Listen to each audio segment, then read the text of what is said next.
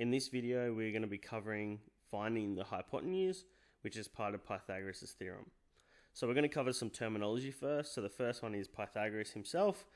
He was an ancient Greek mathematician who discovered an important formula about the sides of the right-angled triangle, which later became known as Pythagoras' theorem. A theorem is just another name for a formal rule or formula. Now, you need to know what the hypotenuse is, and that is the longest side of a right-angled triangle, and it is the side opposite the right angle. So if you draw a straight line, as I'll demonstrate later, it should point from the right angle, it should point to the hypotenuse.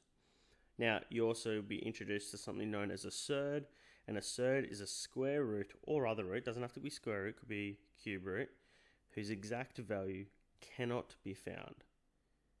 In other words, it ends up giving a lot of decimals. If you put it into a calculator, it's not exact. So we tend to leave it as a root something, for example, root 2, and that would be known as a surd.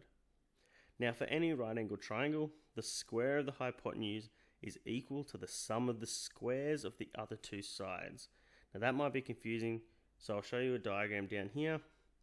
So if we have C over here, C, that is the length of the hypotenuse, that's our hypotenuse there, and then we have A and B, all right, and these are the lengths of the other two sides.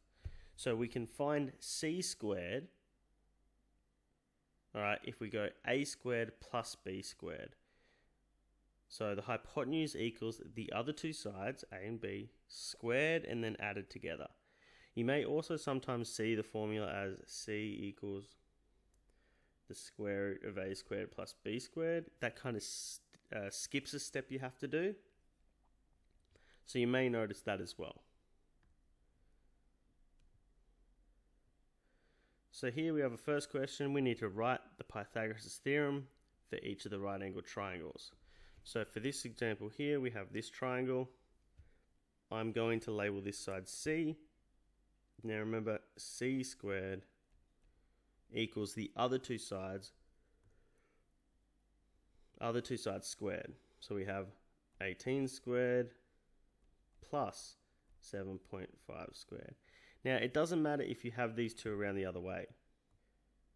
I could swap these two and have 7.5 squared and then plus 18 squared. All right? Or, alternatively, I could write it as C equals the square root of 18 squared plus 7.5 squared. I could write that. Now, it's not telling us to solve it at this stage. It just wants us to write down Pythagoras' theorem, which is that. Now, it is important to note, if I have a triangle such as this, where it's, let's say R, W, and S, we like to label our sides based on what the corners are. So this side would be called RW because it's connecting corner R to corner W. Down here would be SW, and over here RS. So it's important to note, sometimes you've got questions like that where they don't give you actual numbers and you need to put values in. So for Pythagoras theorem for this one, RW squared is going to equal RS squared plus SW squared. So just a little side note, it's important to know. So here we have another question. Find the length of hypotenuse. So this time it actually wants us to do some calculations. So remember, your longest side, or the side opposite the right angle, see how that's a straight line there? That is your hypotenuse. So we know C squared is going to be 34 squared plus 57 squared. So C will equal the square root of 34 squared plus 57 squared, and that comes out as 66.37 millimeters. Now, it's important to remember that because we're dealing with measurements, these have to be the same. Both these cases, they were millimeters, and we have to have our solution in millimeters as well. All right, let's do the next one. So here we have find the length of the hypotenuse in each triangle as a surd. So again, here's my C, because it's a straight opposite. So we know that, that's not an I, that's a C. So C squared equals 24 squared plus 19 squared. So C is going to equal the square root of 24 squared plus 19 squared. Now the key part here is we want to leave that square root sign. So whatever we want a square root sign there. So essentially you're going to solve what's inside that first. So we're going to go 24 squared plus 19 squared, and we get 937. So C is going to equal the square root of 937 centimeters. And that is it left as a surd. Alright, here we have a word question. We have a builder. He places a ladder on a windowsill 6 meters above the ground. If the foot of the ladder is 1.5 on the wall, how long is the ladder? So sometimes it's good to draw these out to really get an idea of what's going on.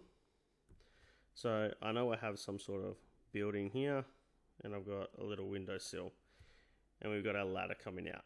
Yep. Let's make that a little bit steeper, like that. And we've got the ground over here.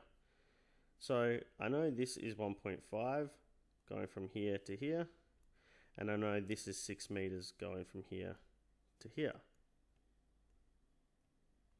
Now I could make that a much prettier picture, but it doesn't matter. You don't need that. We essentially want to find this, and as you can notice, this should be a right angle. So we know that C squared is going to be 6 squared plus 1.5 squared. So C is going to equal plus 1.5 squared. And because it said leave it as a surd, we're going to keep that square root sign, and we're going to solve what's inside. So 6 squared plus 1.5 squared. Now that comes out as a fraction, so 153 over 4. And I'm just going to leave it as that, and I know it's in meters. Alright, now if the question asks you to solve that as a 1 decimal place, you would just put that in the calculator as is and get the answer. Because if we're thinking about this as a real world application, no builder is going to say, well, I need my ladder to be root 157 over 4 meters long. So sometimes surds might be applicable in other areas, but not so much in certain instances, such as a builder putting a ladder up against a building. So we're going to do a quick recap. So if we have C, remember C is the length of the hypotenuse, the long side, and then we have A and B are the lengths of the other two sides. So that gives the formula C squared equals A squared plus B squared. So if I quickly draw my triangle again, remember we have C, A, B, and remember also that these don't tend to matter. This could be B or that could be A over there. That doesn't matter.